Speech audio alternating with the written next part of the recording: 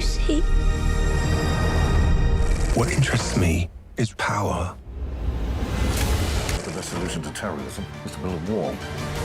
I cannot, in good conscience, sit here and become complicit in this. What about your so-called freedom of expression? Hello and welcome to our film show here on Arts 24, where I'm joined by our critic Emma Jones to discuss the biggest new releases of the week. Hi Emma. Hello. We're starting with a double Golden Globe winner, certainly an Oscar hopeful. This is Hamnet, directed by Chloé Zhao, an adaptation of Maggie O'Farrell's best-selling novel of the same name. Now the film won Best Drama at the Golden Globes. Definitely very popular. Emma, tell us why. Well, this is the story of Agnes, or Anne Hathaway, the wife of William Shakespeare, and the childhood death of their son, Hamnet. Now, a few years later, Shakespeare's greatest tragedy, Hamlet, was performed. Now, those names were interchangeable in the 16th century. And so this is an exploration of the play as an expression of Shakespeare's own grief. It stars two Irish actors, Jessie Buckley and Paul Mescal. OK, well, let's see some of Hamnet and hear Paul Mescal raving about his co-star's performance. He's got more inside of him than any man I've ever met.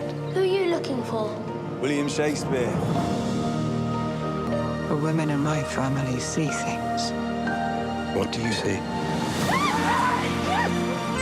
You're having twins, my girl. When shall we three meet again? Our children's hearts beat. They smile, play. Mama. They may be gone. Jessie, I think I said this, like when the dust settles and all of this, like awards chat and everything, they're going to be studying, drama school students are going to be studying what she did in Hamlet. They're going to be talking about it forever, and it should be spoken about forever. It's one of the greatest performances we're going to be seeing for years, and we can celebrate the film for the next couple of weeks, fingers crossed, we'll be celebrating her.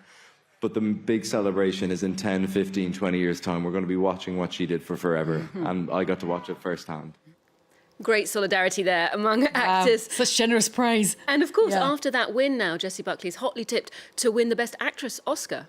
Yes, after winning at the Golden Globes. And I really feel this is her film because Agnes is the main character. It's her interior life we really see. Not necessarily Shakespeare's, although I think Paul Mescal, you know, he delivers a very physical but very sensitive Shakespeare. Very intriguing to see that portrayal on screen. And also he's a man who's terrified of becoming like his violent alcoholic father. And in terms of direction, Chloé Zhao, one of the very few women to win the Best Director Oscar, but she was quite criticised for her previous film, Marvel's The Eternals. Do you think this is a return to form? Yeah, I think Chloé Zhao is most at home in naturalistic filmmaking, and the mysticism of the green natural world is a big feature in both the book of Hamnet and the film, and I think that is inspired by Shakespeare's own work, of course. Now, no getting away from the fact that this is a weepy. It looks it.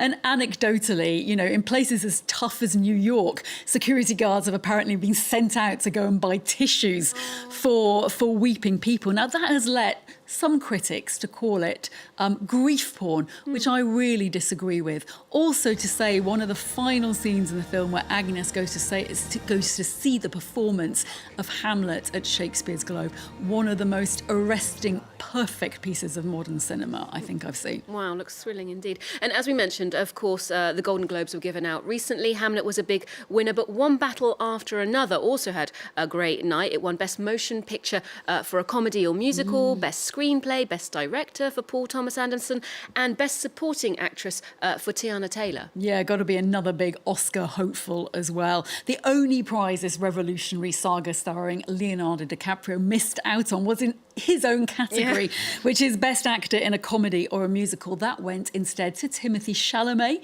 for Marty Supreme, and that's a screwball comedy about a table tennis player, and that puts Chalamet in a pole position for a much-desired Oscar win. Yeah, he does want that prize. He's made it known. But he'll have competition, I think, from Brazilian actor Wagner Moura, who won the Best Actor in a Motion Picture Drama for The Secret Agent. Yeah, brilliant performance. And this 1970s political political thriller from Brazil. The Secret Agents actually won 2 Golden Globes, Wagner Moura's Prize, and also Best Film Not in the English Language.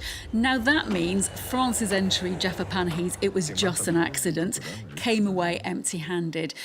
I wouldn't lose hope for the Oscars for Jaffa Panahi, though. OK, well, we'll be keeping you updated, of course, come March when they're handed out at the ceremony. We're on to the adaptation of another novel now. This is French director Olivier Assayas's The Wizard of the Kremlin. He made it in English, actually, because the book was originally in French. Satirical novel by Giuliano da Empoli. Paul Dano plays a fictitious Kremlin spin doctor, Vadim Baranov, who helps mastermind Vladimir Putin's rise to power. Putin played by Jude Law. Emma, how did you find the film? Yeah, this was a real dilemma, I found it, because it manages to be simultaneously fascinating and yet a long and quite laborious film sometimes. It feels like a recent Russian history lesson at times, from the decadent 1990s parties that are portrayed after the end of the Soviet Union. I really loved those scenes. To the rise of the oligarchs, and finally to Putin, aided by Baranov, who is based apparently on a real Russian politician. That's Vladislav Surkov. Now, you may remember Quentin Tarantino being, not really praising Paul Dano's acting abilities in a recent podcast. Now, I think Dano's a terrific actor, but here he plays Baranov in quite a sing-song voice. It feels a little bit one-note, to be honest. Also, a lot of the cast are carrying British accents. Why? As Russian characters. Yes. Intriguing. OK, well, let's see what to expect in The Wizard of the Kremlin. Vadim Baranov was a visionary director. He became known as the new Rasputin. I want to be part of my time, not just a witness. Russia needs a different brand of politician. He's young, athletic. He's a spy. KGB. Vladimir Putin. What interests me is power. Well, beyond Russian history and politics, the real story here has got to be Jude Law playing Putin. Yeah, fresh from playing a medieval despot, Henry VIII of England, Jude Law becomes Putin. Now, he said that he became obsessed with studying Putin, but there wasn't really an attempt there to make him into a lookalike, happily. But I think he does capture something of that dead-eyed coldness, the movement and the threat very, very well. Incidentally, Law's co-star from Firebrand, Alicia Vikander, is also in this movie as a love interest of Baranov, another British accent, I think, as well. Right. But they do not make enough of her talents in this film. I think the real issue with this movie is I really wish it had been a series. I think it would have had time to, have character development and show all of the plot, which is fascinating. OK, there's a lot to get through, that's true. Well, on to Palestine's Oscar entry this year now from Salt of this Sea director Anne-Marie Jacir. This is Palestine 36, her perspective on the events of 1936, the Arab revolt against British rule, and then their support for large numbers of Jewish settlers coming to Palestine. Let's take a look at the film.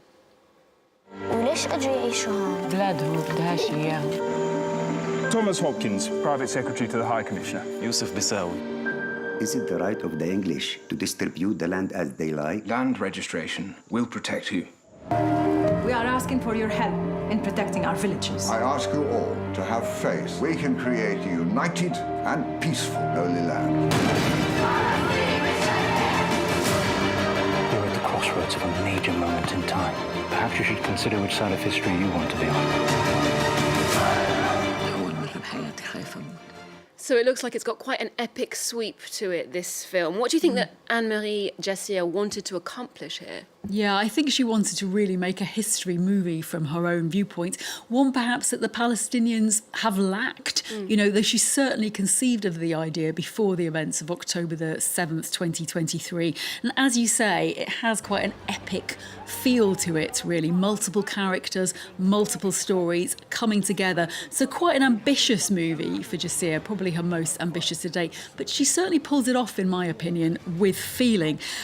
So these events would ultimately, I suppose, help lead to the creation of the State of Israel in 1948. And they're seen through the eyes of a couple of very cultured, rich Arabs living in Jerusalem. Now, they're played by Defa Labedin and Yasmin al-Masri, while Hiam Abbas and Saleh Bakri, basically Palestinian acting royalty, play rebels in the nearby villages. Yeah, and I spotted Jeremy Irons there playing the British High Commissioner of the time. Yeah, nice to see him doing that job, but hardly any of the British characters in the movie come off well from this. Game of Thrones' Robert Aramayo plays a brute responsible for real cruelty. Now, interestingly, this was the only film, I think, that managed to be at least partly filmed in Palestine since October the 7th, and the cinematography really portrays the beauty of the natural world as well as the cultured elegance of Jerusalem. It looks really quite cinematographically stunning, as you say. Now, finally, to 28 years later, The Bone Temple, which is a follow-up to last year's film from Danny Boyle, the horror film 28 Years Later, itself a sequel to the classic 28 Days Later. You're doing well. Tell us about this one. Yeah, absolutely. Well, you know, Danny Boyle's 28 Years Later was one of my favourite movies of 2025. I loved, I thought it was extraordinary, both as a horror action movie and a commentary on an apocalyptic Britain. So if you felt at all like me, you're probably going to be really excited to go and see The Bone Temple and what happens next. American director Nia DaCosta is taking the helm on this one, but Danny Boyle and writer Alex Garland still produce it.